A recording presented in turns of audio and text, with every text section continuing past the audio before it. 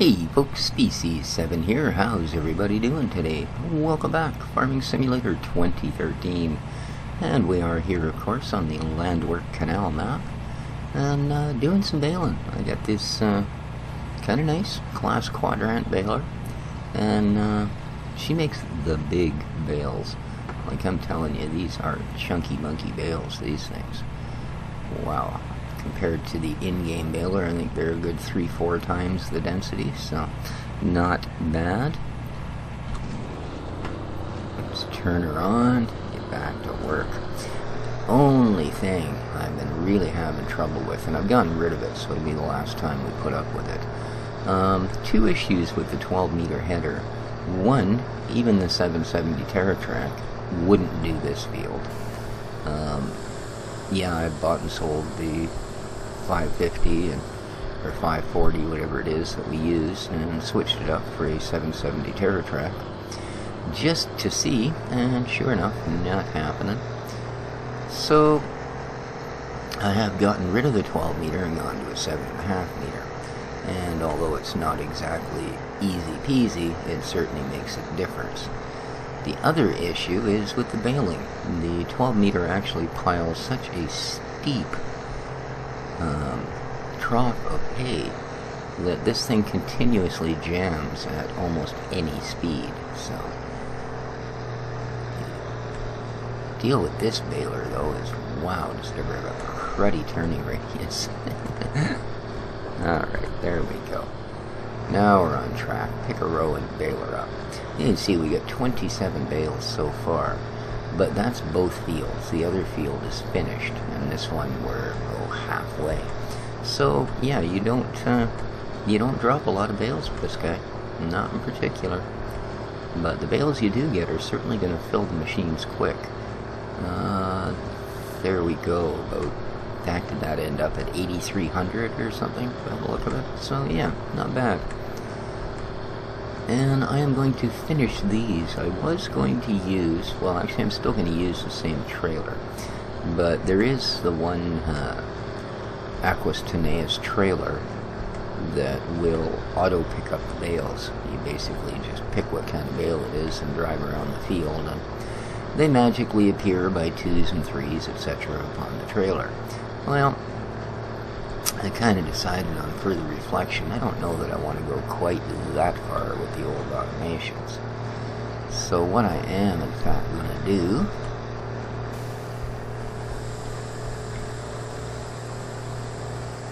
is use that trailer, but I think I'm going to use the that Mayor Rambo device, the bale picker that grabs 6 bales at a time, and you can stack with it. I think I'm going to use that device to load onto the trailer.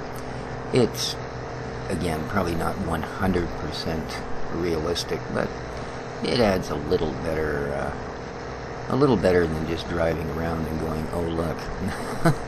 You know, I have hired the Keebler elves and painted them with invisible paint, and yeah, they're loading bales on the trailer as I drive by at 20 kilometers an hour. So yeah, not happening. Well, yeah, I'm going to finish baling up the rest of this, and then I will definitely have to pop a few of the bales into our mixing station. And I have a straw blower for the cows, and we will blow some straw into their shed. It's too bad we can't just throw some bales on the ground and cut the strings, but we're not quite there yet. And speaking of quite there, some good news. When I logged into Steam this morning, there it was on the front page, Farming Simulator 15 pre-order. And I know you could order it through Giants for the last few weeks, but in all honesty, Steam is such a convenient way to keep everything together and keep it patched, and that's the important part. A lot of games that I bought on other sites like Green Man or Gamer's Gate, etc., you don't get that patching. You know, you may get a well-working game. On the opposite hand, Steam often releases games that aren't terribly compatible with new systems. Whereas if you were to get the same game on, you know, Green Man or Desura or any of the others, it would be properly patched up to run in a modern system. The downside is, like I said, if you want to make sure you get every patch the game is producing, then you really can't beat Steam's system. You know, leave it to auto-patch your game, and as long as it's in your library list and active, i.e. installed, it will patch it as it goes. So I've just turned the baler off, but you can see how steep this hill is. In fact, if we get in here, you can get an idea. Yeah, we're driving pretty much straight uphill at this point. Like, I mean really steep straight uphill. This field is just crazy.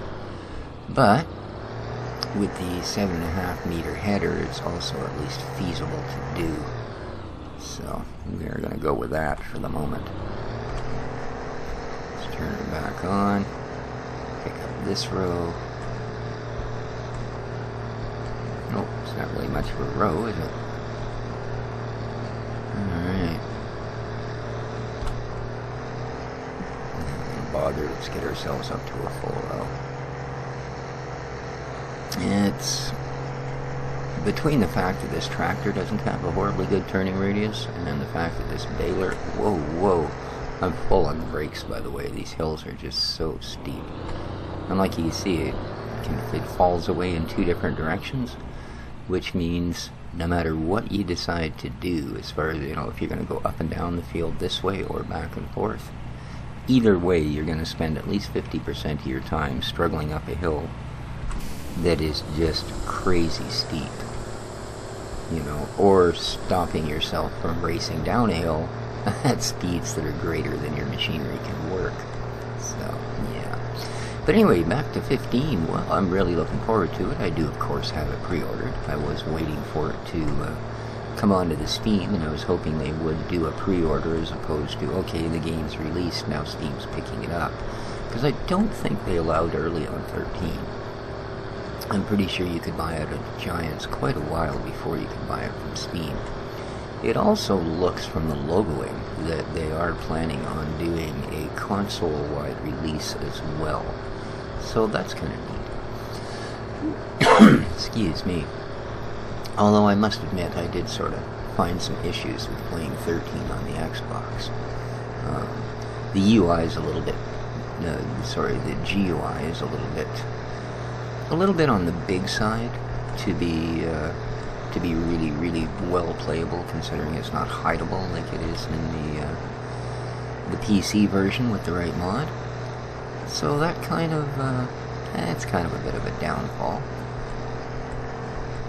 And the other thing I noticed was that both of the maps, as we know, I mean both Hagenstadt and Westbridge Hills have very, very square fields. The type of thing that were designed, obviously, to have the hired workers do a good portion of the jobs. Problem being, cultivating and seeding, they miss huge chunks at the ends of each field. Like, they don't do what they do on the PC one, where they'll come to a stop, turn the thing around, line back up, drop the gear, start forward again. They tend to turn at the end, just like I did on that row, and then cut back into the work. And that leaves these huge triangular gaps. So I wasn't that fond of that. But like I say, 2015 looks like they are doing a console release as well as the PC. So hopefully they'll have a few things fixed. Even if you can just turn the GUI on and off, that would have been a help. What else? Well, they're saying they now have some kind of a physics thing going on, and it sounds really good. I'm hoping that after this amount of time, with the encouragement of how well Dural's physics mod has been received, the one we're using here, more realistic, I'm hoping they're at least on that level, you know? I mean, they've got to be able to reproduce at least that. Right? I mean, obviously they have all of Dural's code because they can you know, load up the MR mod and tear the code apart and go, aha! And I'm really hoping they have, because quite frankly, I think Doral has been one of the greatest contributors to the longevity of this game with his MR mod. So, and of course, they're talking their new game engine will be generating photorealistic models of the in-game gear, which is happy-dappy hunky-dory. However, in all honesty, this was never the best optimized game. And now if they're, although with a new engine, maybe, maybe not, you know, but I do worry about a game that isn't terribly well optimized and is now going to go to photorealistic graphics. We'll see how it goes. Hopefully you don't need to have, you know, a big blue supercomputer or something to run their game from this point on. Because that would kind of suck for an awful lot of people. Because I know it's not just the older guys and the guys that have got the money for the big hunky-dunky machines that are playing this. I know a lot of younger people like this game too, and they're probably not running cutting-edge, state-of-the-art, bought it yesterday, selling it tomorrow for the new model kind of technology. Unless, of course, we're talking iPhones.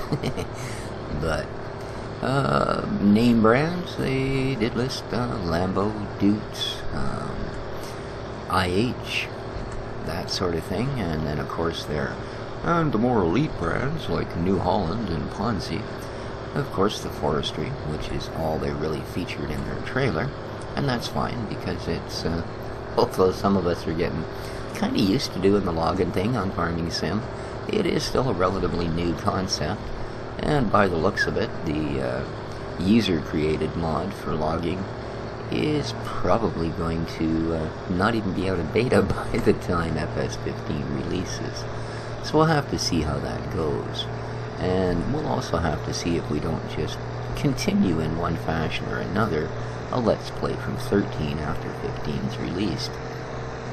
Because after all, let's face it, it's likely to be a day or two before the modding community catches up.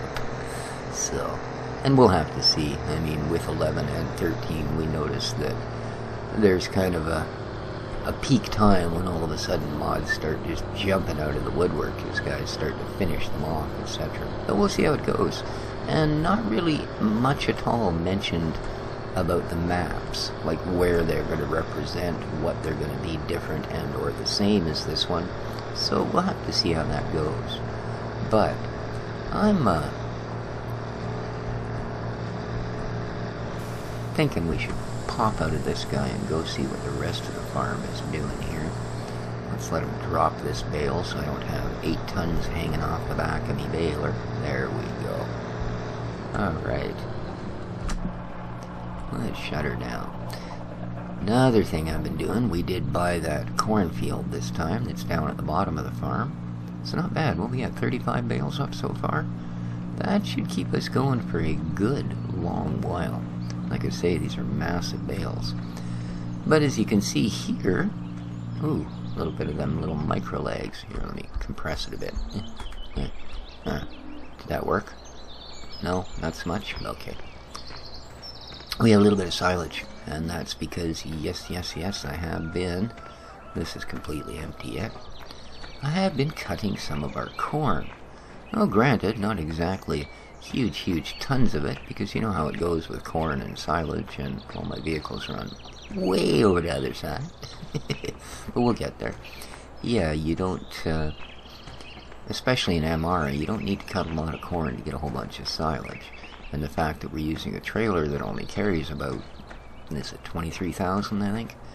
We do the whole trailer emptying thing pretty darn often. So, where are we here? Oh, I think we're just at that stage where this is such a cool little tractor, isn't it? I like this little, what is it, a 620 or 520? 620 area. Neat little tractor. And I think what we're going to do here is we just need to drop off the trailer.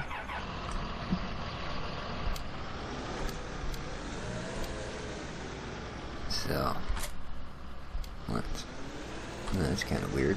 Just sort of all cocked off to the side. Good.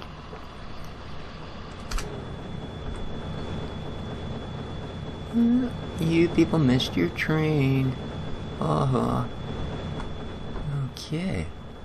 Oh, I see, we were at quite an angle. Now, jump into John Deere. Oh, yes, fine. I realize I am just so impatient. And pipe up. Come on, point to the trailer.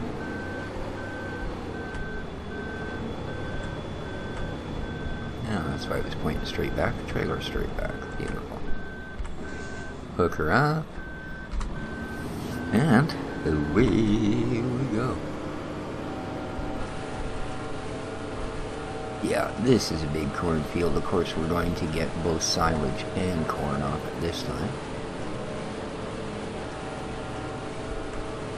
There we go. Get him all up and running.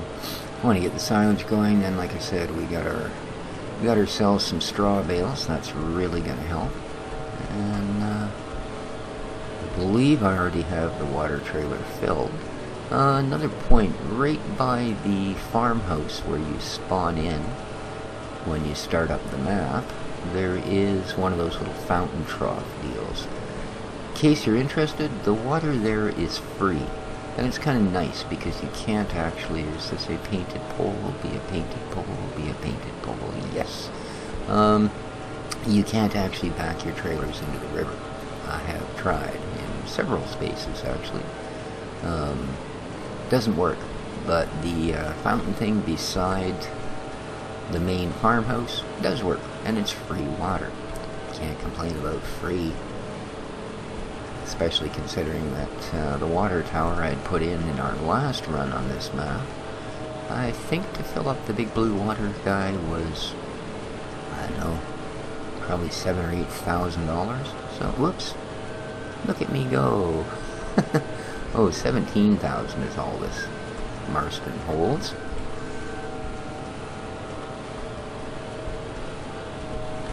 Let's shut this off so we don't inadvertently choppy chop no more crop. There we go. And go grab our tractor. As you can see, yeah, between where the tractor's parked and where we just got out, we managed to fill the trailer.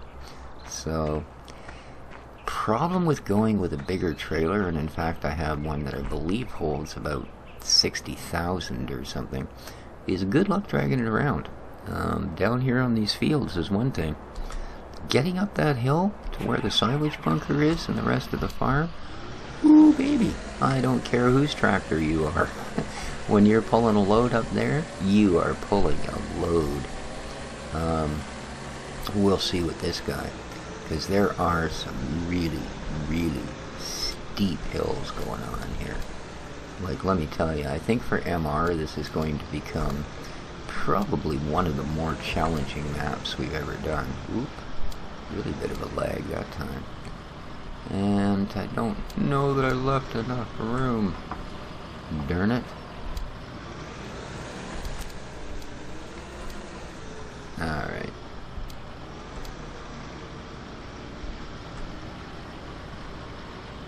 There we go. Hook up. Well, we're snug, but we're not right on top of her. Gonna have to turn around through the corn. There we go. Good thing nobody's running any crop crushers. Alright. Yeah, I do like this little Aryan tractor. She goes pretty good.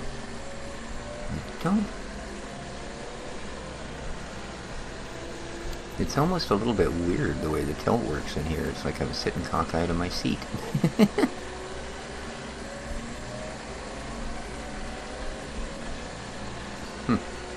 I hope I didn't break the suspension or something. Yeah, as you can see, even here, we're slowing down pretty good. And even in all-wheel drive, we're hitting quite a bit of slip. Of course, then again, that's fields. And fields are the least traction in an MR game. As you can see, once we actually get off the field, even though we're on much rougher, not quite as nice terrain, not only did our speed pick up, but our slippage went down to just about zip. So, yeah, it is working as intended, as the expression is. Now I'm going to cut across to the actual road, because there we will get our best traction. There we go. I mean, no, we're not doing 30 kilometers an hour, but this is a fairly small tractor. You know, twin-wheeled up or not, and four-wheel drive or not, she is a fairly small tractor, and therefore it's not generating, you know, the sort of horsepower we're going to get out of something like the big Xerion 5000.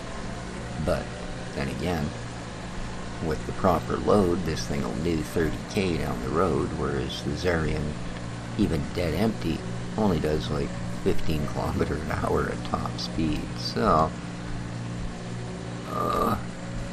yeah, you're going to struggle a little bit here. But you can see from our in-cab view just how ferocious these hills are. I mean, look at the steepness of this angle, man. We're looking just about straight up at the sky here. So, and this little guy, look at that. Very nice, very nice. There we go. Ha ha ha ha. And to the pits. Chaff is not accepted here. But if we put this sign in your face, you might smash into a tree. Whee! Alright, come on, make the hump. There you go. Let's start dumping her out. Uh-oh. Come on, baby. There you go. Generate a little bit of traction. Yes. And 0, we're done. Nice.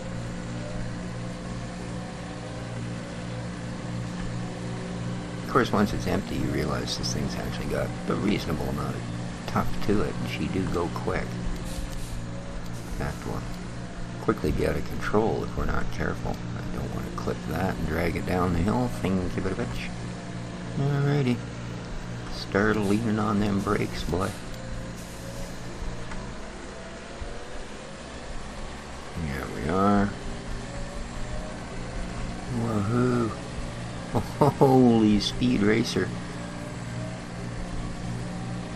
I don't know how well you guys can hear the sound on it, but it's got really nice indoor and outdoor sound on this tractor, so. Yep, too much brake. There we go. Alright, and there's our machine. So, I'm going to finish baling that field. I will do some of the pickup, but I will also leave enough that you guys can see how that goes. And as for the silaging, well, I'll probably do most of that off screen now that we've actually done some on. So there you go, guys. I think we're going to call her an episode here. Like I say, I am excited that I got to put my pre-order in this morning for FS15, because really, really keen on seeing what exactly Giants is going to bring down the pipe. So, but till next time, guys, as usual, take care of each other, folks. And don't let me crash into the trailer. I think I'm past it. There we go. Definitely a really cool little tractor. Yeah, till next time, take care of each other, folks. And this has been Species 7 for Farming Simulator 2013. There goes the airplane. And, well, ciao for now.